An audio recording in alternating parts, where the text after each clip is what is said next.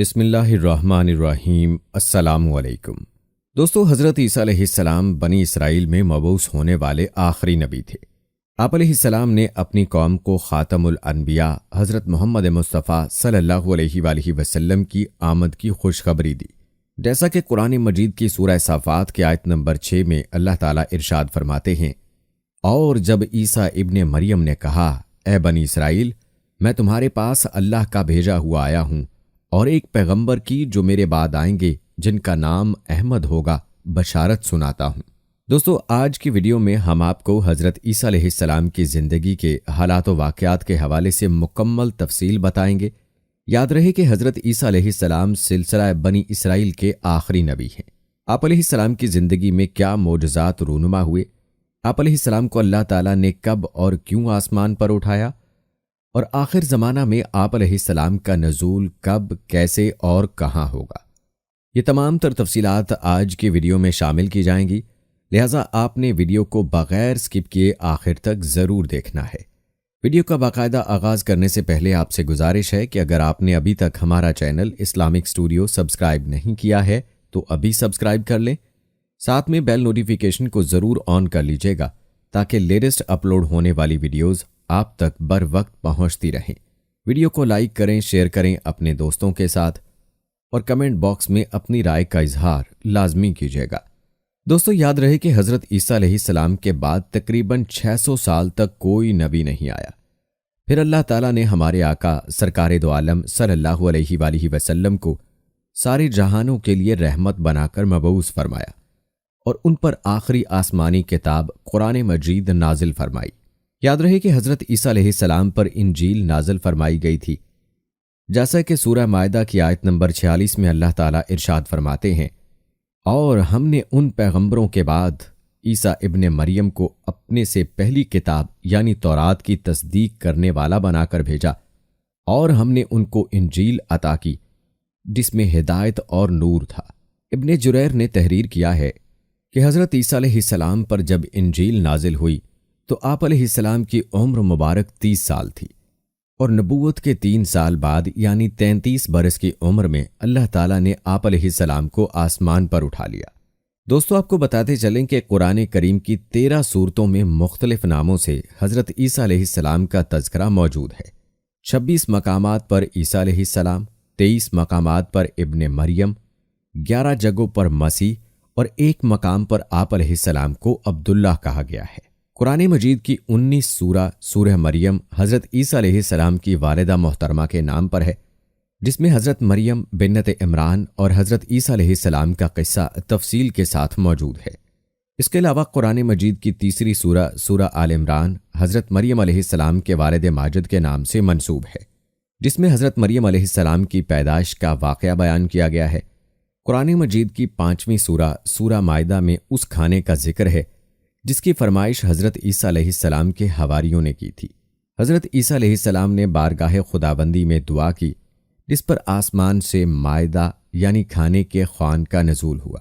دوستو، کہا جاتا ہے کہ قرآن پاک میں سب سے زیادہ جس نبی کا تذکرہ ہے وہ حضرت عیسیٰ علیہ السلام ہی ہیں، اور اسی بارے میں مفتی محمد شفیع رحمہ اللہ تحریر فرماتے ہیں کہ قرآن کریم میں انبیاء کرام علیہ السلام میں سے سب سے زیادہ ذکر حضرت عیسیٰ علیہ السلام کا کیا گیا ہے۔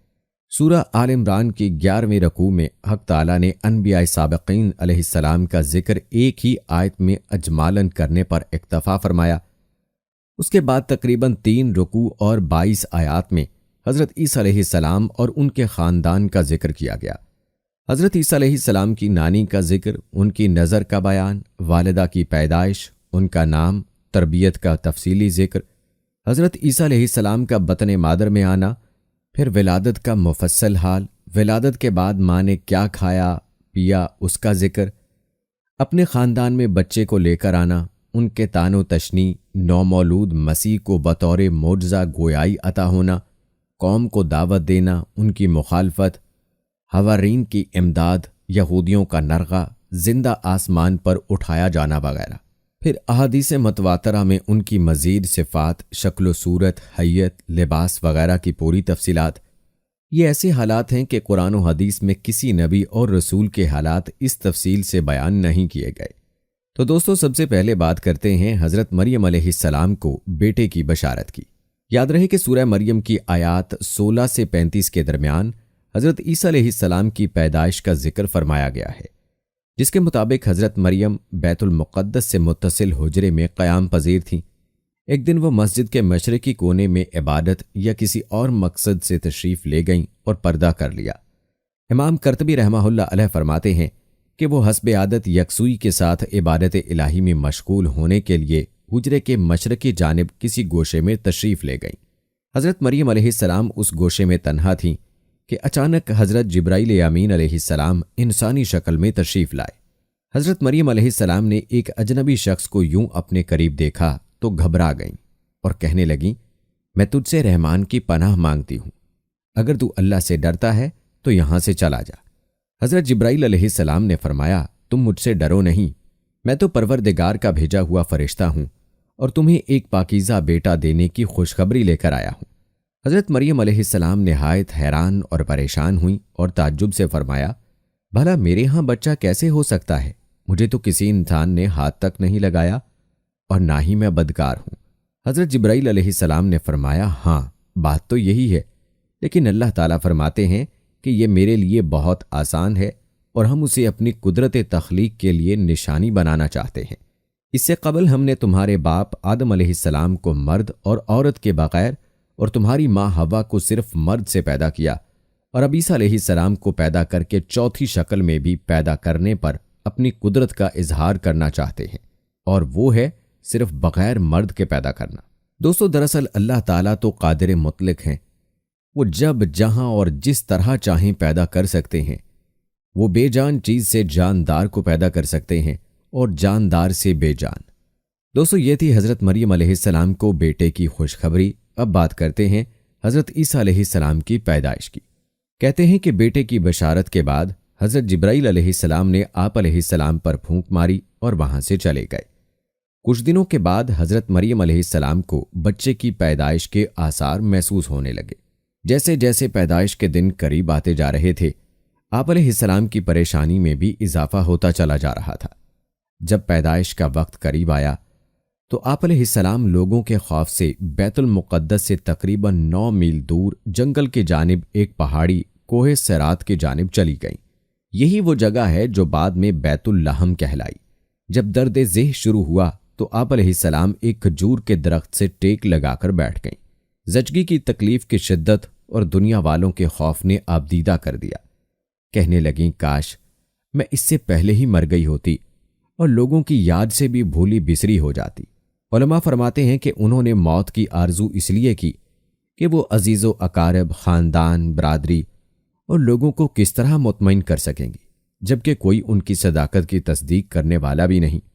ان کی شہرت ایک نیک، پارسا اور زاہدہ کے طور پر تھی، لہذا ان کے لیے یہ تصور ہی بڑا روح فرسا اور تکلیف دہ تھا کہ لوگ انہیں بدکار سمجھے۔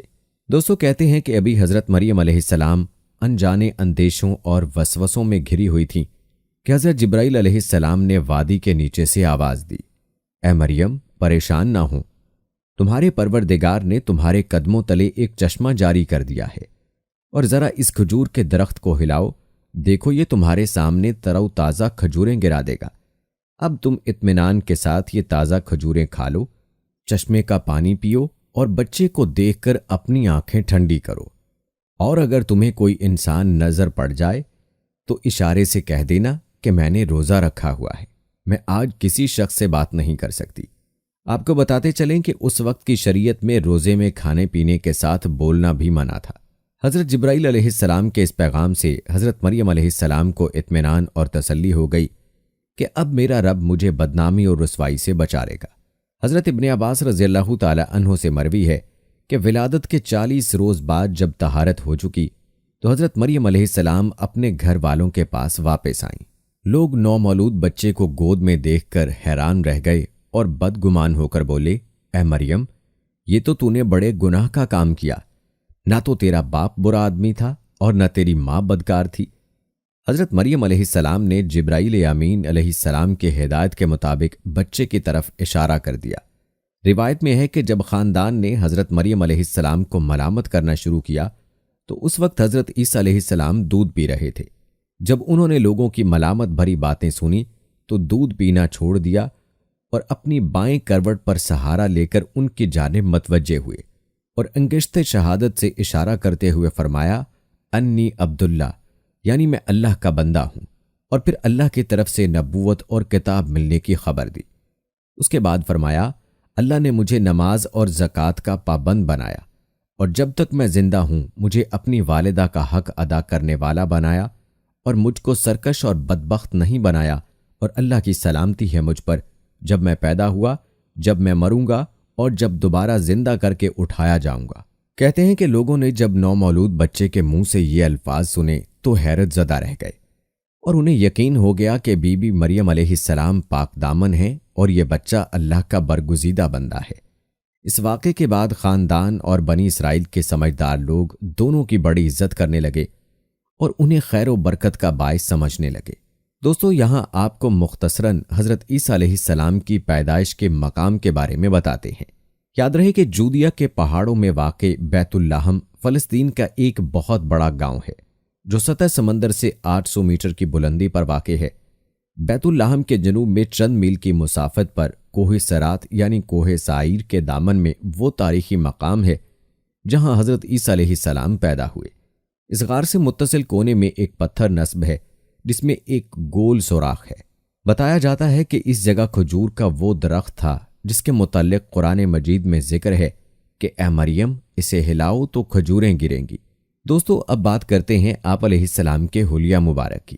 حضرت ابو ہریرہ رضی اللہ تعالی عنہ سے روایت ہے کہ رسول اکرم صلی اللہ علیہ وآلہ وسلم نے فرمایا، جس رات مجھے آسمانوں پر لے جایا گیا تو میں نے حضرت موسیٰ علیہ السلام سے ملاقات کی۔ وہ متحرک اور جوش و جذبات والے تھے، ان کے بال کچھ گھنگریالے تھے، گویا قبیلے کے لوگوں میں سے ہوں۔ میں نے حضرت عیسیٰ علیہ السلام سے ملاقات کی۔ وہ درمیانے قد، سرخ و سفید چہرے والے تھے اور یوں لگ رہے تھے گویا غسل خانے سے نہا کر نکلے ہوں۔ حضرت ابراہیم علیہ السلام کو دیکھا اور میں ان کی اولاد میں سے سب سے زیادہ ان سے مشابہ ہوں۔ مسند احمد میں حضرت ابو ہریرہ رضی اللہ تعالی عنہ سے مروی ہے کہ رسول اکرم صلی اللہ علیہ وآلہ وسلم نے فرمایا، دنیا و آخرت میں عیسیٰ ابن مریم علیہ السلام سے سب سے زیادہ قریب تر میں ہوں، کیونکہ ہم دونوں کے درمیان کوئی اور نبی نہیں۔ جب وہ اتریں گے تم انہیں دیکھو تو پہچان لینا، درمیانے قد کے حامل، مائل بسرخی و سپیدی، بھرے جسم والے ہیں، گویا سر سے پانی ٹپک رہا ہے، اگرچہ تری نیچے تک نہیں پہنچتی۔ وہ تمام امتوں کو ختم کر دیں گے، حتیٰ کہ ان کے زمانے میں صرف اسلام رہ جائے گا، اور زمین پر ایسی خوشحالی، برکت اور امن ہوگا کہ اونٹ اور شیر، چیتے اور گائیں، بھیڑیے اور بکریاں ایک ساتھ چریں گے، بچے بچیاں سانپوں کے ساتھ کھیلیں گے، ایک دوسرے کو کوئی نقصان نہیں پہنچائے گا، جب تک اللہ تعالیٰ نے چاہا یوں ہی ہوتا رہے گا۔ پھر حضرت عیسیٰ علیہ السلام وفات فرمائیں گے تو مسلمان ان پر نماز پڑھ کر انہیں دفنائیں گے۔ ایک روایت میں ہے کہ حضرت عیسیٰ علیہ السلام 40 سال تک دنیا میں رہیں گے۔ آپ علیہ السلام کو روضہ اطہر میں دفنایا جائے گا، جہاں ایک قبر کی جگہ باقی ہے۔ دوستو، یہ تھا تذکرہ آپ علیہ السلام کے حلیہ مبارک کا۔ اب آپ علیہ السلام کی زندگی کے باقی حالات و واقعات کے بارے میں آپ کو بتاتے ہیں۔ حضرت ابن عباس رضی اللہ تعالی عنہ سے مروی ہے کہ حضرت عیسیٰ ابن مریم علیہ السلام گود میں بات چیت کے بعد کلام کرنے سے رک گئے تھے۔ پھر جب لڑکپن کو چھونے لگے تو اللہ تعالیٰ نے ان کی زبان پر حکمت اور دانائی کی باتیں جاری کر دیں۔ جب آپ علیہ السلام 7 سال کے ہوئے تو حضرت مریم علیہ السلام نے آپ علیہ السلام کو معلم کے پاس درس گاہ میں بھیجنا شروع کر دیا۔ حضرت عیسیٰ علیہ السلام بچپن ہی میں اللہ کی طرف سے الہام کردہ عجائبات کا نظارہ کرتے تھے۔ یہ بات یہودیوں میں پھیل گئی تو انہوں نے آپ علیہ السلام کے خلاف منصوبے بنانے شروع کر دیے۔ حالانکہ آپ علیہ السلام کے خاندان کے لوگ آپ علیہ السلام کی اور حضرت مریم علیہ السلام کی بہت عزت کرتے تھے۔ یہود نے آپ علیہ السلام اور آپ علیہ السلام کی والدہ کے متعلق طرح طرح کے اعتراضات شروع کر دیے۔ یہ وہ وقت تھا کہ جب حضرت زکریا علیہ السلام بنی اسرائیل کے پیغمبر تھے، لیکن یہود اپنی سابقہ روایات اور عادات خبیثہ کے باعث حضرت زکریا علیہ السلام کی نافرمانی اور ان کی تکذیب کرتے تھے۔ ان لوگوں نے مختلف گروہوں میں تقسیم ہو کر مشرکانہ طور طریقے اختیار کر لیے تھے۔ یہاں تک کہ اپنی خواہشات کے مطابق تورات میں بھی بہت زیادہ رد و بدل کر لیا تھا۔ ان کے عقائد و اعمال دن بدن بد سے بدتر ہوتے چلے جا رہے تھے۔ جب بیت المقدس کے حالات خراب ہونے لگے تو حضرت مریم علیہ السلام آپ علیہ السلام کو لے کر اپنے عزیزوں کے پاس مصر چلی گئیں۔ 13 سال بعد اللہ تعالیٰ کے حکم سے مصر سے واپس ہوئیں۔ پھر اللہ نے آپ علیہ السلام کو انجیل عطا فرمائی اور تورات کی تعلیم دی۔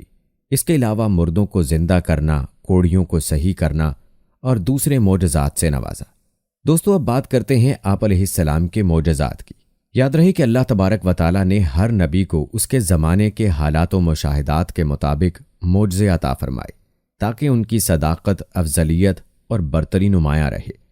اسی طرح اللہ تعالیٰ نے حضرت عیسیٰ علیہ السلام کو بھی معجزے اور فضیلتیں عطا فرمائیں۔ سب سے پہلا معجزہ تو حضرت عیسیٰ علیہ السلام کا بغیر والد کے پیدا ہونا تھا۔ آغوش مادر میں کلام کر کے اپنی والدہ کی پاکیزگی اور صداقت کی گواہی دی۔ مٹی کا پرندہ بناتے، اس پر پھونک مارتے تو وہ اللہ کے حکم سے پرندہ بن جاتا۔ پیدائشی نابینا کی آنکھوں پر ہاتھ رکھتے تو اس کی بینائی ایسے آ جاتی جیسے کبھی نابینا نہ ہوا ہو۔ برس، جزام اور کوڑ کے مریضوں کو اللہ کے حکم سے صحت یاب کرتے، مردوں کو زندہ کر دیتے، لوگ جو کچھ گھروں سے کھا کر آتے اور جو اپنے گھروں میں ذخیرہ کرتے اس کی تفصیل بتا دیتے۔ دوستو، یاد رہے کہ اللہ نے یہود و نصارہ کی پھانسی سے آپ علیہ السلام کو بچا کر زندہ سلامت آسمانوں پر اٹھایا، اور آپ علیہ السلام قیامت کے قریب دوبارہ دنیا میں تشریف لائیں گے اور لوگوں سے کلام کریں گے، جس کا اشارہ سورہ آل عمران میں ہے کہ ماں کی گود میں بھی اور ادھیڑ عمر میں بھی کلام کریں گے۔ جب آپ علیہ السلام کو دنیا میں دوبارہ بھیجا جائے گا تو آپ علیہ السلام امت محمدیہ صلی اللہ علیہ وآلہ وسلم کی قیادت کے لیے بحیثیت خلیفۃ الرسول صلی اللہ علیہ وآلہ وسلم اور امتی کے تشریف لائیں گے۔ آپ علیہ السلام مسلمانوں کے ساتھ مل کر جہاد کریں گے، دجال اور خنزیر کو قتل کریں گے، صلیب توڑ ڈالیں گے، زمین میں امن و برکت ہوگی اور دنیا میں صرف اسلام رہ جائے گا۔ دوستو، کہا جاتا ہے کہ حضرت عیسیٰ علیہ السلام کا کوئی گھر تھا اور نہ ہی بیوی بچے۔ آپ علیہ السلام شہر شہر، کریا کریا دین حق کی تبلیغ فرماتے اور لوگوں تک اللہ کا پیغام پہنچاتے۔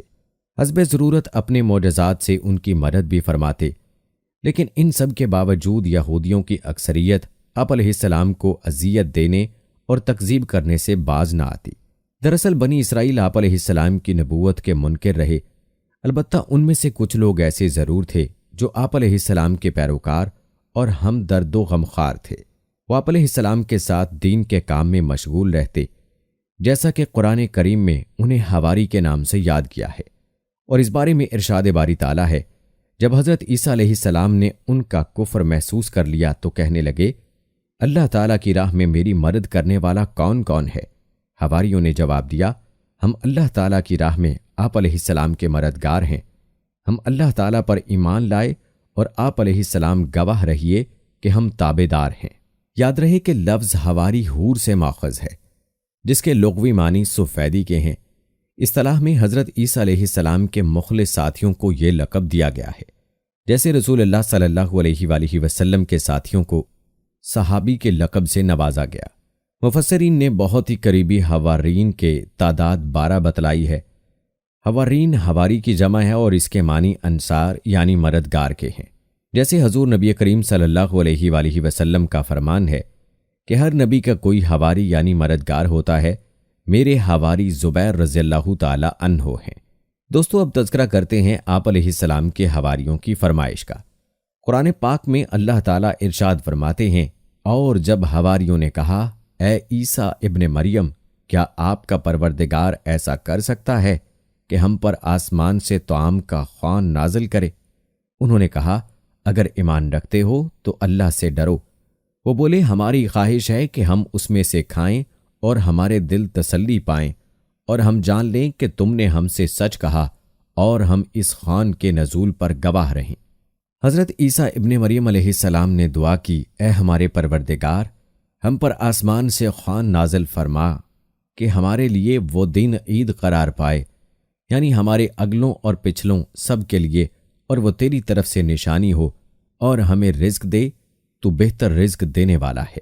جواب میں اللہ تعالیٰ نے فرمایا، میں تم پر ضرور خوان نازل فرماؤں گا، لیکن جو اس کے بعد تم میں سے کفر کرے گا اسے ایسا عذاب دوں گا کہ اہل عالم میں کسی کو ایسا عذاب نہ دوں گا۔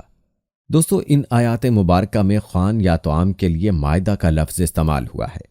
مائدہ ایسے دسترخوان کو کہتے ہیں جس پر کھانا چنا جاتا ہے۔ حضرت عمار بن یاسر رضی اللہ تعالی عنہ سے روایت ہے کہ حضور اکرم صلی اللہ علیہ وآلہ وسلم نے فرمایا، آسمان سے دسترخوان اترا جس میں روٹی اور گوشت تھا۔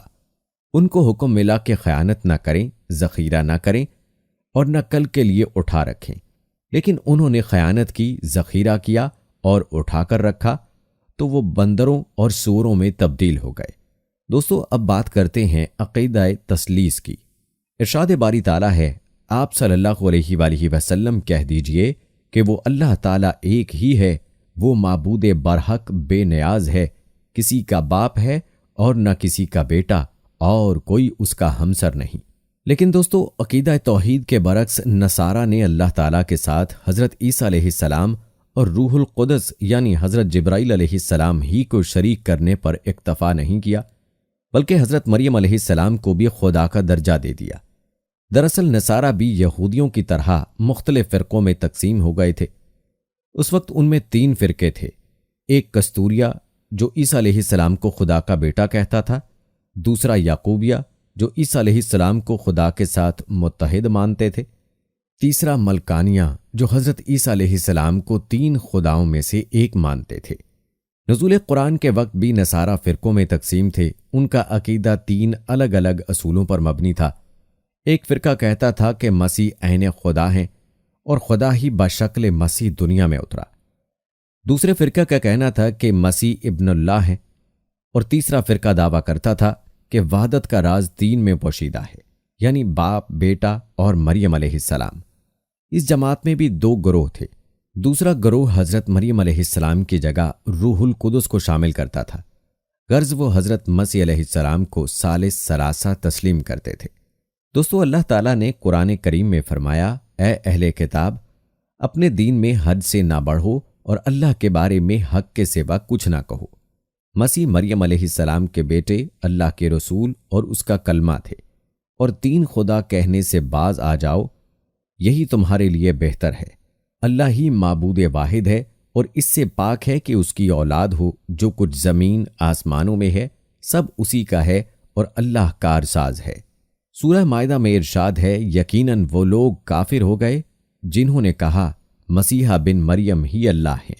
اسی طرح ارشاد باری تعالیٰ ہے، آپ صلی اللہ علیہ وآلہ وسلم کہہ دیجئے کہ اگر اللہ تعالیٰ مسیح، ان کی والدہ اور روئے زمین کے سب لوگوں کو ہلاک کرنا چاہے تو کون ہے جو اللہ تعالیٰ پر کچھ اختیار رکھتا ہو۔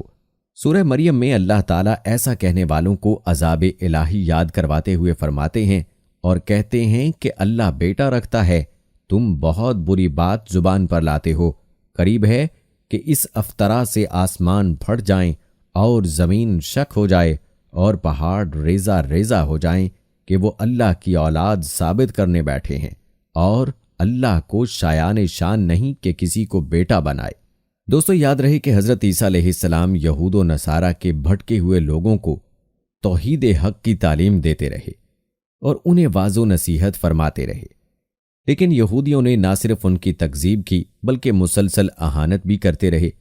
حضرت عیسیٰ علیہ السلام کی نبوت کو 3 سال ہی کا عرصہ گزرا تھا کہ بنی اسرائیل نے آپ علیہ السلام کو اپنے لیے بڑی رکاوٹ سمجھتے ہوئے قتل کا منصوبہ بنا لیا، جیسا کہ سورہ آل عمران کی آیت نمبر 54 میں اللہ تعالیٰ فرماتے ہیں، اور کافروں نے مکر کیا اور اللہ تعالیٰ نے بھی خفیہ تدبیر کی، اور اللہ تعالیٰ سب خفیہ تدبیر کرنے والوں سے بہتر ہے۔ یاد رہے کہ حضرت عیسیٰ علیہ السلام کے زمانے میں شام کا علاقہ رومیوں کے زیر نگین تھا۔ یہاں ان کی طرف سے جو حکمران مقرر تھا وہ کافر تھا۔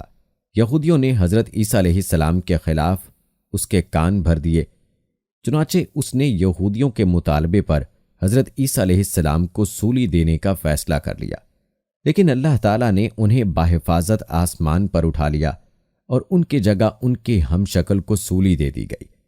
تاہم وہ یہی سمجھتے رہے کہ انہوں نے مسیح ابن مریم کو سولی پر لٹکایا۔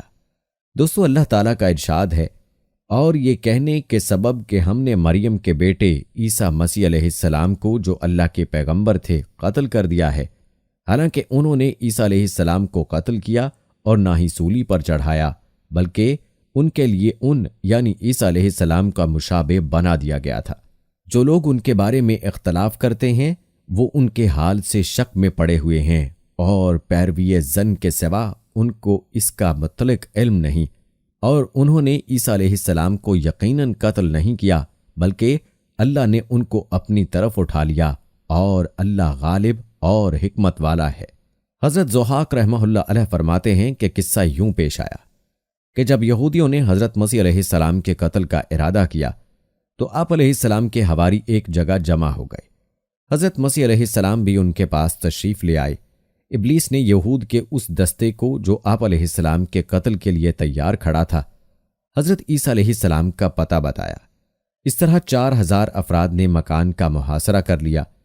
حضرت عیسیٰ علیہ السلام نے اپنے حوارین سے فرمایا، تم میں سے کوئی شخص اس کے لیے آمادہ ہے کہ وہ باہر نکلے اور اسے قتل کر دیا جائے اور پھر جنت میں وہ میرے ساتھ ہو۔